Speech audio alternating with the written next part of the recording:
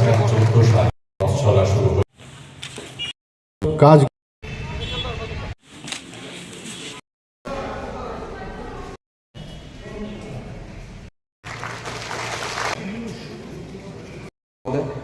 यहाँ पर 2,09,00,000 টাকা। RCC cover drain from Ambassa PS road to Dhalai river, এখানে খরচ দেখানো হয়েছে 3,57,00,000 টাকা। Construction of RCC cover drain from Ambassa tri junction to দশমিঘা, এর জন্য দেখানো হয়েছে খরচ 3,17,88,000 টাকা। স্টল নিয়ার আমবাসা পিআরটিআই, তার জন্য প্রায় 13,50,000 টাকা খরচ দেখানো হয়েছে। দুটো মেডিকেল কলেজ হয়েছে, আরেকটা মেডিকেল কলেজ আমি প্রথম যে প্রায়োরিটি সেটা চেষ্টা করছি যাতে আমবাসাতে হয়। আরেকটা আরও অনেকে আসছে, প্রচুর মেডিকেল কলেজের জন্য, হসপিটাল করার জন্য অনেকে আসছে এখানে। এখানে ইনভেস্টমেন্ট করতে চাইছে, যেখানে শান্তি সম্প্রীতি এবং যেখানে ল অ্যান্ড অর্ডার ঠিক থাকবে সেখানেই ডেভেলপমেন্ট হবে। আজকে সারা ভারতবর্ষের ল অ্যান্ড অর্ডার সিচুয়েশন কত বেটার। আগে কোথায় কোথায় দাঙ্গা হতো আমরা দেখতাম, এখনও অনেকে চেষ্টা করছে, আমাদের ত্রিপুরাতেও অনেকে চেষ্টা করছে কোনোভাবে দাঙ্গা নিয়ে লাগানো যায়। কিন্তু আমি আপনাদের বলছি কোনো লাভের লাভ কিচ্ছু হবে না। মানুষ সব বুঝে গেছে, অস্থিরতা সৃষ্টি করে ঘোলা জলে মাছ ধরার যাতে কেউ চেষ্টা না করে, কিন্তু এখানে কাজ করছে। আমরা জানি আমাদের এই যে পুর পরিষদ খুব ভালোভাবে কাজ করছে এখানে। এখানে বিভিন্ন বিষয়ে যদি আমি এখানে আপনাদের সামনে রাখি, সেখানে দেখা যাচ্ছে গত 2 বছরে এই আমবাসা পুর পরিষদ যে কাজগুলো, উল্লেখযোগ্য যে কাজগুলো সেগুলো করেছে। এখানে দেখানো হয়েছে তথ্যচিত্রতে। টার্সারি সেন্টার একটা সুধাংশু ঘোষ পাড়াতে হয়েছে, এটা কোলাই, এবং এতে করে খরচা হয়েছে 1,50,00,000 টাকার মতো। এবং আমরা চাই সবাই মিলে, জাতি জনজাতি আমরা সবাই মিলে এক ত্রিপুরা, শ্রেষ্ঠ ত্রিপুরা আমরা তৈরি করি, এক ভারত শ্রেষ্ঠ ভারত আমরা তৈরি করি।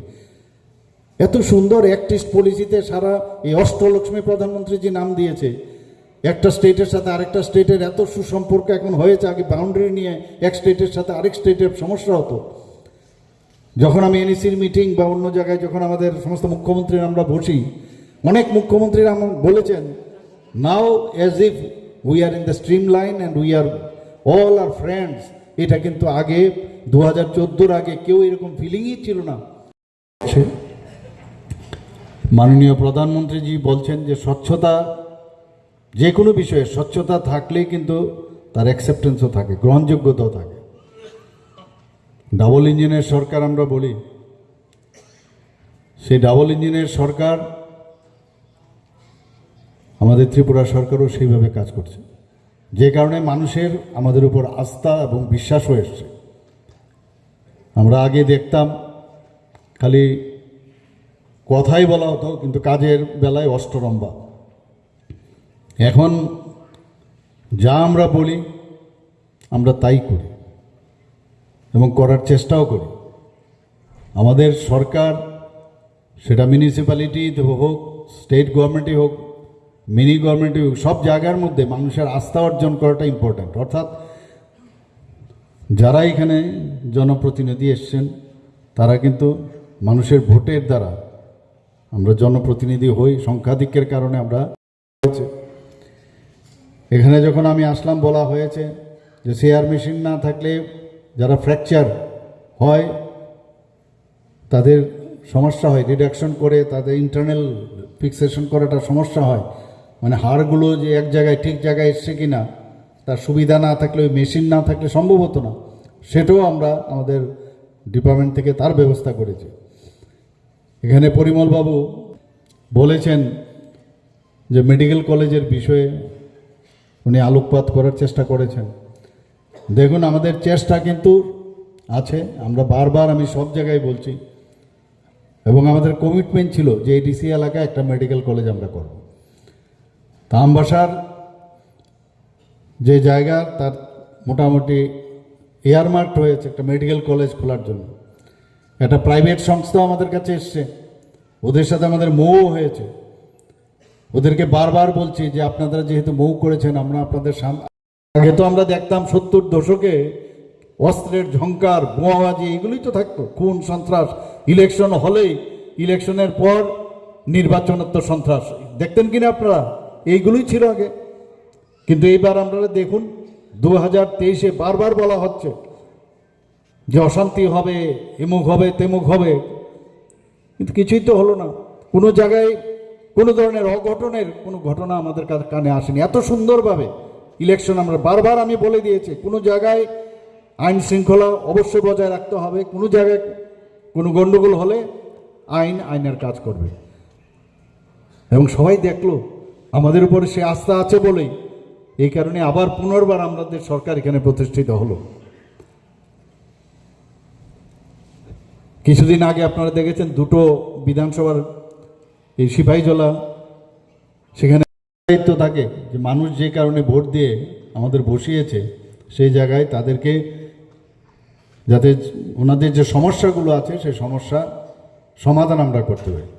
আগে আমরা কি দেখতাম, আগে আমরা দেখেছি বছরের পর বছর 30-35 বছর ধরে আমরা দেখেছি সমস্যা সৃষ্টি করে ওরা সরকারে থাকতে চায়, কিন্তু আমাদের সরকার আমরা সমস্যা নিরসন করে সরকারে থাকতে চাই।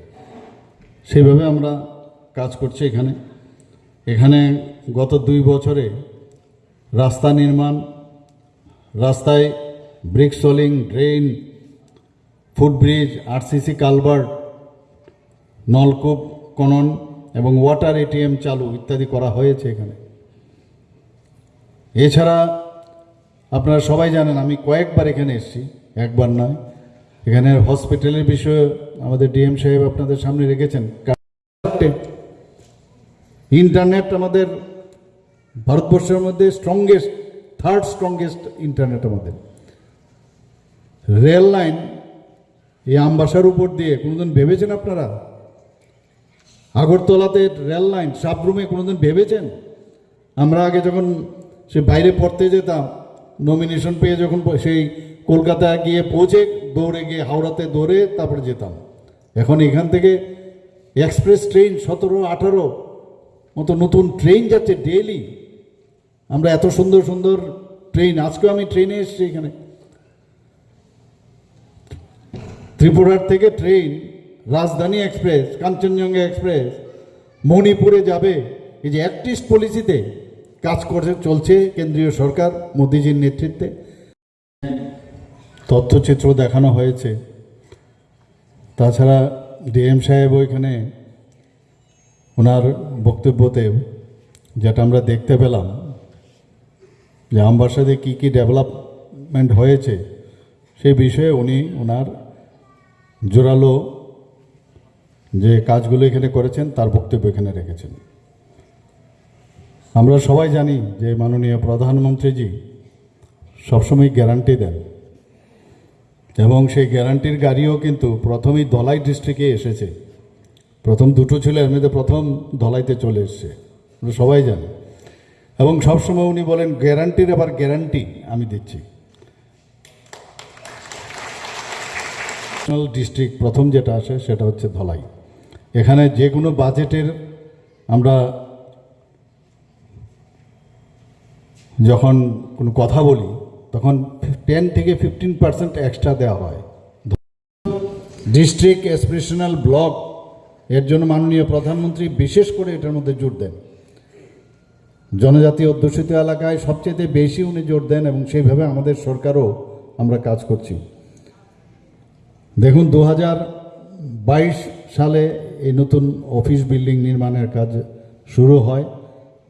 আমাকে বারবার বলা হয়েছে তাড়াতাড়ি করে বিল্ডিংটা, প্রকল্প অনেক আগেই ছিল এখানে হবে, কিন্তু 2022 আর এই আজকে এটার ইনোগ্রেশন হয়ে গেল।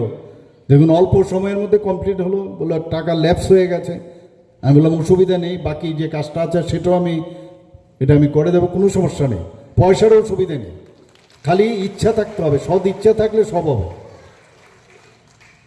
হীরা মডেল দিয়েছেন আমাদের যশস্বী প্রধানমন্ত্রী, ন্যাশনাল হাইওয়ে, এখন তো আসতেও সুবিধা নেই। বেশিরভাগ ক্ষেত্রে আমরা এখন গাড়ি দিয়ে আসি, কপ্টার খুব কম ইউজ করি, হেলিকপ্টারে একদম না হলে না হয় সেখানে আমরা যাই, কিন্তু বেশিরভাগ এখন ন্যাশনাল হাইওয়ে, 6টা ন্যাশনাল হাইওয়ে, ভাবা যায় কোনো দিন আরও 4টা ন্যাশনাল হাইওয়ে তার জন্য ইন প্রিন্সিপাল সেটারও অনুমোদন দিয়েছে। মানে সব দিক দিয়ে ত্রিপুরার চেহারাই পাল্টে যাচ্ছে ধীরে ধীরে। মোদিজি মানে একটা ডেভেলপমেন্ট। তো এই সরকার, বিজেপি সরকার যেভাবে কাজ করে চলছে, ত্রিপুরার বিজেপি আইপিএফটি সরকার যেভাবে কাজ করে চলছে, এনডিএ মানে যে সরকার, সব মিলে মানুষের জন্যই কাজ করছে, অন্য আর কিছু না। সারাক্ষণ ধরে কিভাবে কি বেনিফিশিয়ারি দেওয়া হবে। গতকালও আমি গেছিলাম চেলাগাং, সেখানে আমি যারা বেনিফিশিয়ারি আছে ওদের সাথে আমি কথা বলছিলাম। প্রতি ঘরে সুশাসন আমরা শুরু করেছিলাম কিনা, এবং সেটাই আবার আমরা একসাথে 2.0 দ্বিতীয় দফায় আমরা প্রতি ঘরে সুশাসন, যেটা প্রধানমন্ত্রীজি যে গ্যারান্টির গাড়ি, সেই সাথে আমরাও শুরু করেছি। কত বেনিফিট হচ্ছে মানুষের। কারোর এসটি সার্টিফিকেট নেই, ঘরে বসে সেই মেলা করে সেখানে আমরা দিচ্ছি। কারোর এসসি সার্টিফিকেট নেই, সেখানে দেওয়া হচ্ছে। ম্যারেজ সার্টিফিকেট নেই, দেওয়া হচ্ছে। প্রতিনিয়ত এগুলোর জন্য মানুষ যেত হতো সেই অফিসে, আমরা ঘরের সামনে এসে পৌঁছে দিচ্ছি। অর্থাৎ এই সরকার আমার সরকার, এই ফিলিংসটা সবার আসতে হবে। আমাদের মাননীয় প্রধানমন্ত্রীজি আবার মানে 400 উপরে আসন নিয়ে আবার উনি আসছেন। এর মধ্যে কোনো আর মানে বিন্দুমাত্র চিন্তার বা কপালে চিন্তার ভাঁজ আসবে না। কারণ মানুষ চায় ডেভেলপমেন্টে। ডেভেলপমেন্টের কোনো জাতপাত হয় না, ডেভেলপমেন্টের কোনো জাতপাত নাই।